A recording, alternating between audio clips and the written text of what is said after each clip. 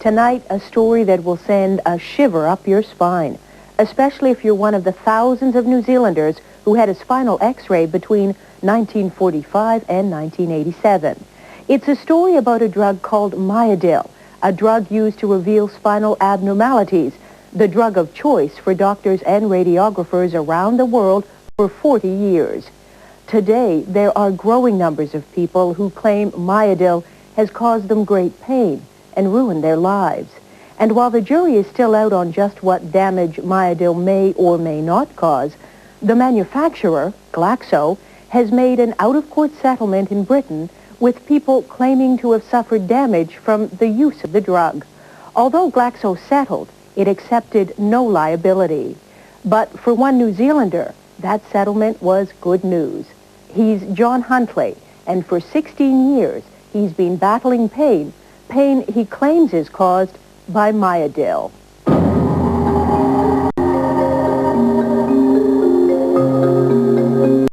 I remember hearing my own scream coming back through the corridor.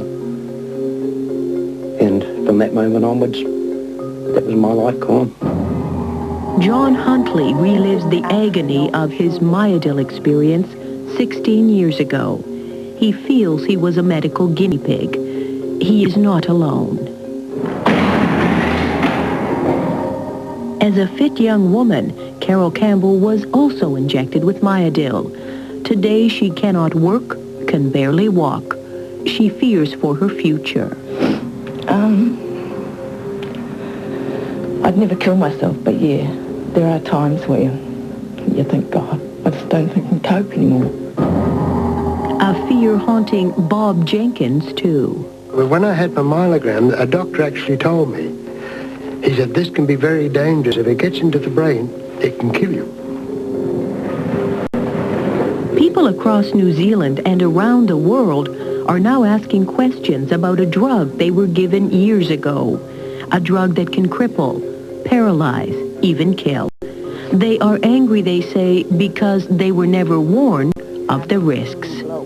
When you think that some substance like this that was supposedly designed to improve or to repair an injured human can actually rip the guts out of it, I mean, it's a dangerous substance. Oh, I've been through a broken marriage, 2 meaningful relationships broken up because of it.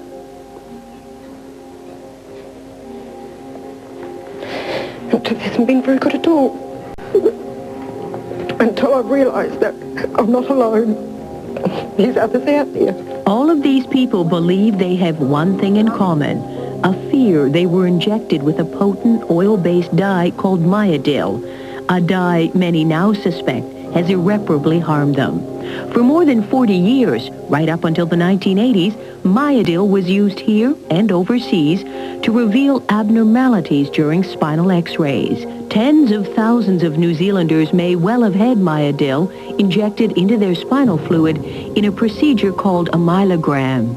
Glaxo, the company that made the drug, says the risks were well documented, with clear warnings for doctors using it. Myadil was supposed to be removed from the spine immediately after the X-ray to avoid potentially debilitating, even fatal consequences.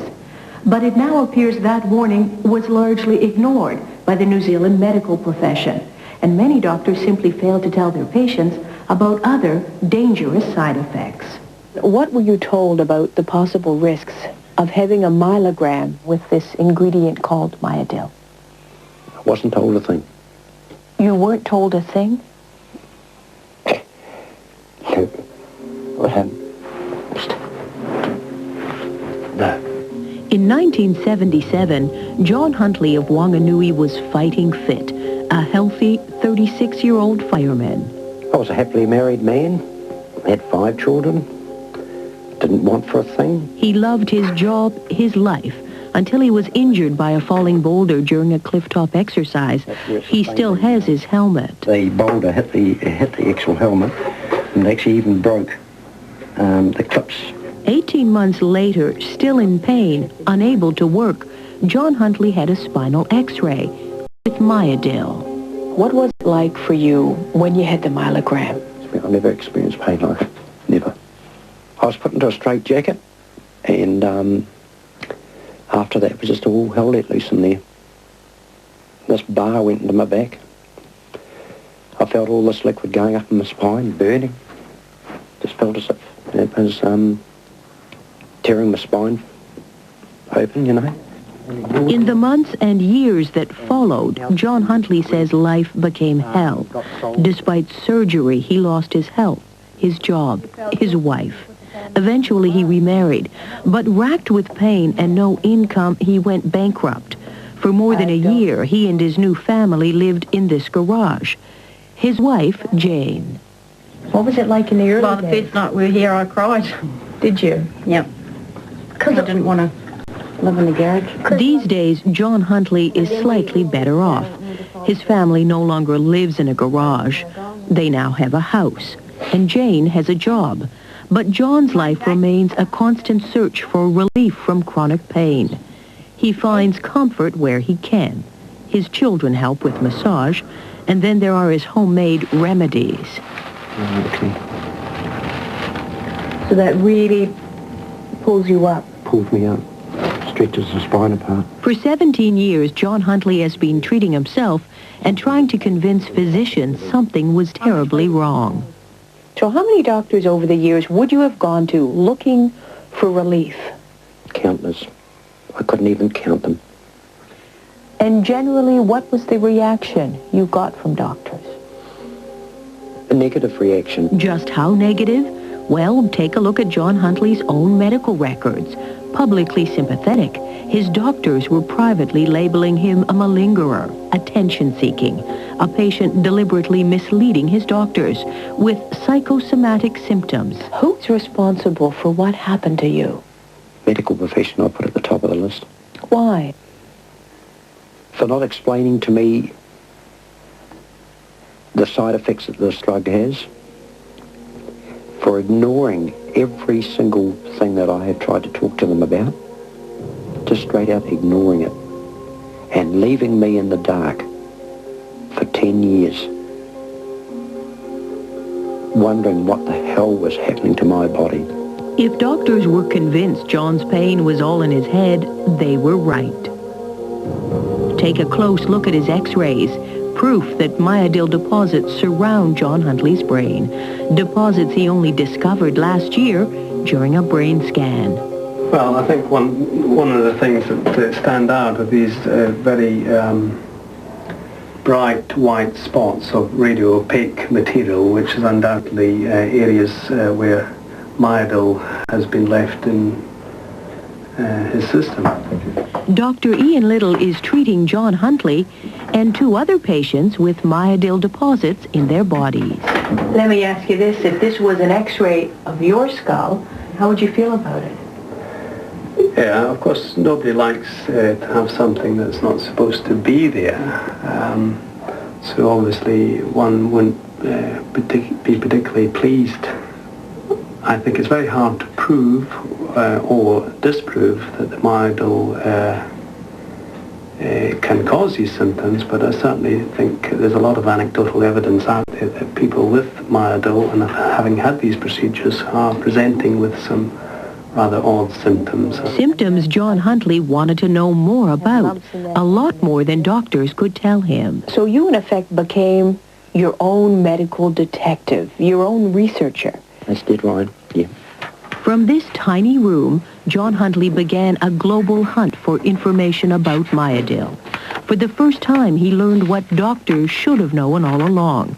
Myadil must be removed from the spine immediately after the x-ray. Worse still, he discovered myadil can cause a range of bizarre and painful conditions. It's dated from research from overseas about the pains in the muscles, the legs, the horrific cramps, flashing lights in the eyes, pain in behind the eyes, electric shocks. So John Huntley contacted Glaxo New Zealand. They told him they had no data on myadil and would consult their UK company. Glaxo finally got back to John Huntley. The company admitted myadil can move within the spinal column, but Glaxo insisted the dye did not enter the brain tissue. Maybe not, But according to John Huntley's x-rays, it's too close for comfort. Bob Jenkins knows just how John feels. He had a myelogram too.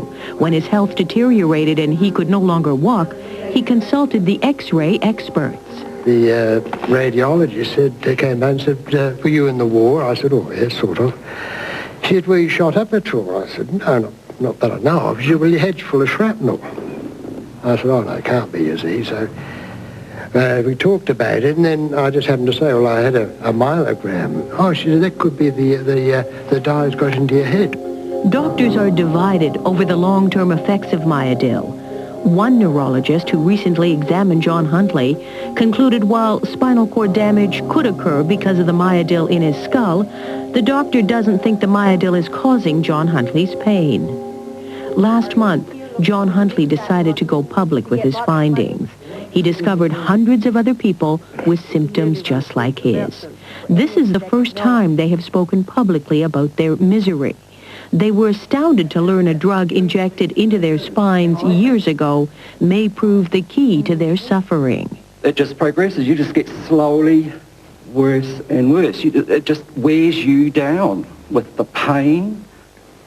I've sort of progressed slowly into real skin disease, itchings, into actually sometimes I had to soak my underclothes off in the bath because it was dry blood from scratching and itching. The damage to the family is very hard. You know, say to keep quiet, keep the family quiet. When Barry has a migraine once a week. It's very hard emotionally and very stressful for the caregivers. I think it's very hard. The most frightening legacy of Myadil is a crippling condition called arachniditis. It's the inflammation and thickening of membranes around the spinal cord.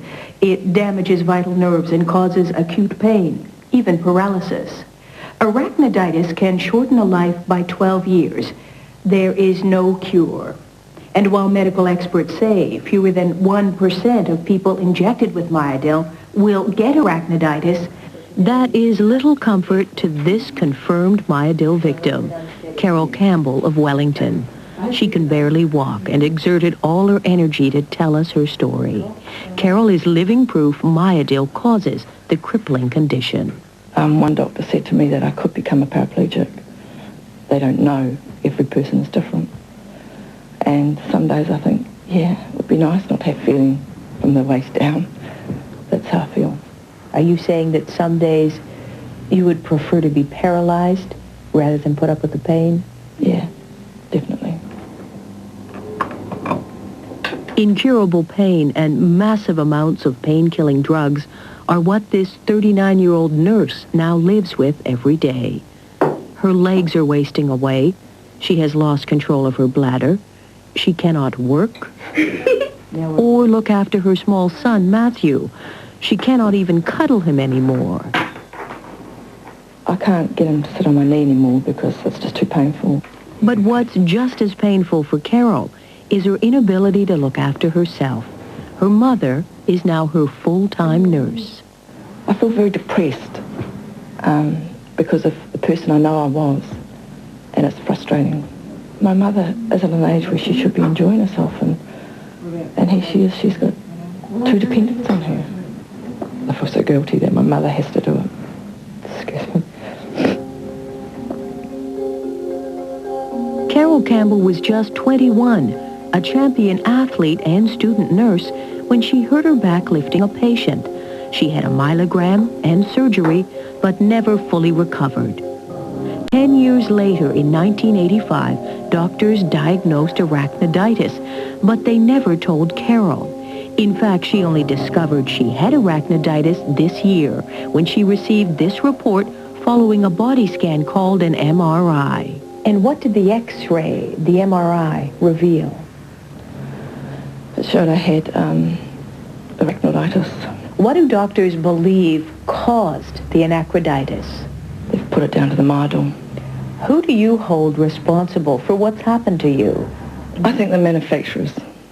I don't believe any of the doctors or radiologists would have used Myadil if they knew the long-term consequences of it. This is an X-ray of Carol's spine. You can see the Myadil. It may be rare for the dye to cause arachniditis, but we found other victims, like Chaz Anir of Wanganui. And what did his doctor tell him? Go home, keep yourself as fit as you can. Goodbye and good luck, and that was it. Glaxo has always maintained that it warned doctors of the dangers of Myadel. It confirms it took the drug off the market in 1987, not because it was dangerous, but because of falling worldwide demand. But 5 months ago, faced with one of the biggest personal injury claims in British legal history, Glaxo quietly paid out $17 million to some 400 British and Welsh Myadil sufferers. The British victims say that Glaxo failed to properly research, test, and develop the drug after it knew, or ought to have known, it was likely to cause injury. Further lawsuits are now pending around the world. But despite that British out-of-court payment, Glaxo still refuses to accept liability. And it refused our request for an interview. Somebody is at fault out there, either the specialist, either Glaxo. Somebody is at fault. Somebody must be accountable for it. New Zealand Myadil sufferers are now considering a lawsuit against Glaxo. Hell. I don't want life to be like this.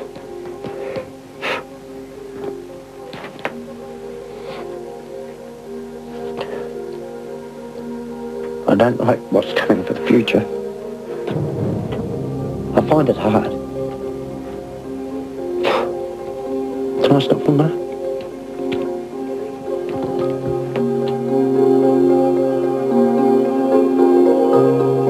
Carol, where do you think you will be 10 years from now?